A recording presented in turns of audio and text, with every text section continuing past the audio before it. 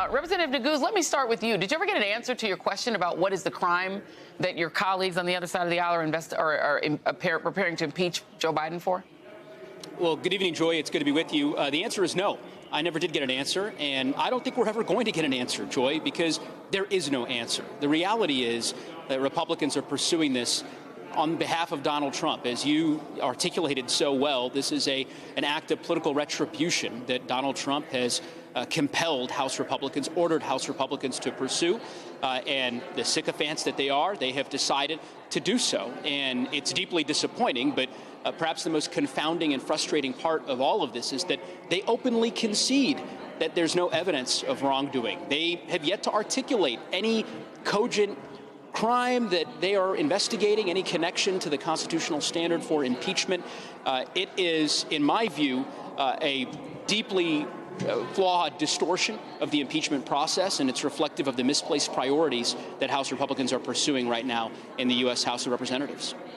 Let me read a little bit of the statement out of the White House from President Biden on this impeachment vote. There's a lot of work to be done, but after wasting weeks trying to find a new Speaker of the House and having to expel their own members, Republicans in Congress are leaving for a month without doing anything to address these pressing challenges. I wake up every day focused on the issues facing the American people. Unfortunately, House Republicans are not joining me.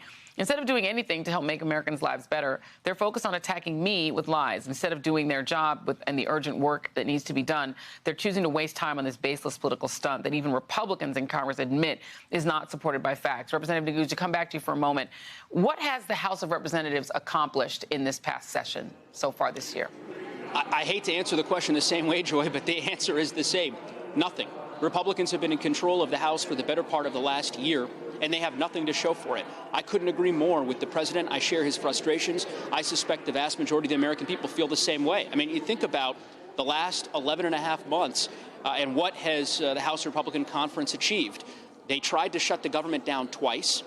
They came very close to a catastrophic default on our national debt. They vacated their own speaker. The only thing of note, of substance that they've accomplished is expelling a member of their own conference, George Santos. And of course, it took Democratic votes to achieve that outcome. So, look, this is extremism on full display. It is symptomatic of, as I said, the extremism that has metastasized in the Republican Party. And unfortunately, it seems as though this is going to continue. And they are doing deep damage, in my view, to our republic as a result. Matthew Dad, let me play for you Mike Johnson. This is Mike Johnson in 2019 versus Mike Johnson now. This is the current speaker about how he feels about single-party impeachments.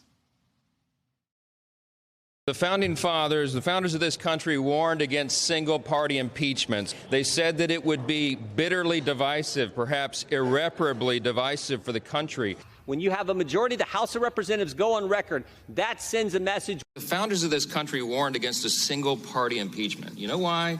You guys know why. Because they feared it would bitterly and perhaps irreparably divide our nation. We're playing by the same rules the Democrats set. If Democrats thought this process was fair for President Trump, they should think it's fair for President Biden. I mean, they're kind of telling on themselves, Matthew, because the reality is the thing that those 2 years have in common is that being impeached made Trump sad and it made him embarrassed. And so they have to fix that now by embarrassing Joe Biden with the same tag, the same asterisk. They're literally impeaching, trying to impeach Joe Biden because Trump is sad and they want the two of them to be on an even scale. Am I reading that wrong? No, I mean, and think about this in a couple of different ways. Is first, if they were actually interested in good government and they actually believed that the impeachment of Donald Trump was wrong, then why wouldn't they fix the process if that's what they believed? And fixing the process isn't doing the same thing in their mind. It's basically saying we're not going to do that because we believed it wrong. That would be the natural good government thing to do. The other thing I'll say about this is you could also play, I know you played all the impeachment hypocrisy notes, but also the hypocrisy that they have of they constantly attack the FBI, the National Security Council, the Justice Department, and the deep state because they say they're involving themselves in Americans' lives without evidence of a crime, and they're investigating people, and they're doing this, and we must put a stop to this deep state and what these law enforcement agencies are doing. Well, what are they doing in the course of this? And the analogy that I thought of that this reminds me of is if we were all driving down the highway in a car, and a cop pulled us over, and then we said, well, why are you pulling me over? Well, no reason, but I'm going to pull you over. And then we said, well, what evidence do I have that I did anything wrong? None. And then you sit there and look across the highway, and there's a 51-car pileup, and there's people dying, and you're like, well, why don't you do something about that since you don't know anything that I've done wrong? And they're not, we're going to pay attention to this. And that's what's going on in the world right now. There's a 51-car pileup. There's a democracy under attack in Ukraine. There's a democracy under attack in Israel. There is the immigration system that is broken. There's a ton of issues that need to be dealt with, but they want to pull people over for having done nothing with no evidence of a crime. It's utterly, this shows they have no interest in governance. Well, I mean, they're doing it for the election, right? Because to your analogy, it would be like that same scenario. But then when you ask the cop, they said, well, I'm pulling you over because I pulled that guy over. And we want you to be equal, you know, because that guy got pulled over. So you're getting pulled over despite the pileup over there. It would be, I pulled that guy for going 110 miles an hour, and I'm pulling you over. I mean, that other guy was going 110 miles an hour. I mean, the hypocrisy of this is so deep. And the fact that Donald Trump is facing 91 indictments, and Joe Biden has been, there's not an evidence of a scintilla of evidence that he's done anything wrong, but they're still willing to say Donald Trump is the greatest thing on earth, and we want to support him for president.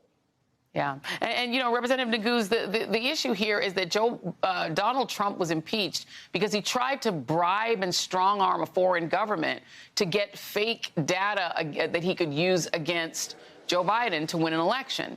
Then he got impeached again because he tried to foment a coup.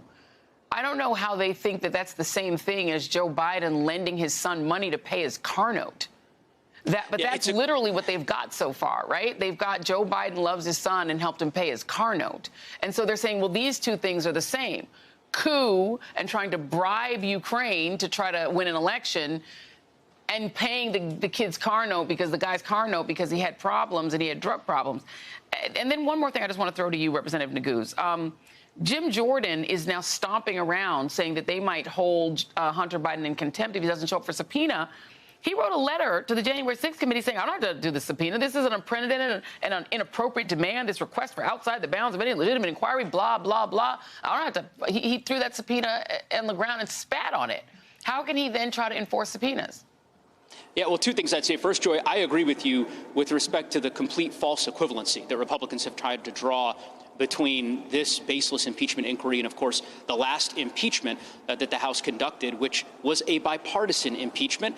I was one of the prosecutors in that impeachment. Donald Trump was impeached on a bipartisan basis for inciting a violent mob to disrupt the Electoral College proceedings and subvert the peaceful transfer of power. One of the most serious constitutional crimes that one could conceive of. And as you said, he's been singularly focused on exacting retribution. He's ordered House Republicans to pursue this revenge. That's what this is all about. Now, with respect to Chairman Jordan, obviously they would like to conduct this inquiry completely in private, behind closed doors. Their resolution reflects that. They deleted the phrase open and transparent from the language of the resolution intentionally, in my view, because they realize that they don't have any evidence and that to the extent these hearings are public, they obviously will not inure to their benefit. I agree with you in terms of his efforts to impede the January 6th investigation. It's fairly rich for him now to be, making the scene that he has in the last 24 hours regarding the president's son in his potential testimony. But again, the American people see this for what it is, which is political theater. They like to see us get back to governing and addressing some of the challenges that Matthew spoke so eloquently about.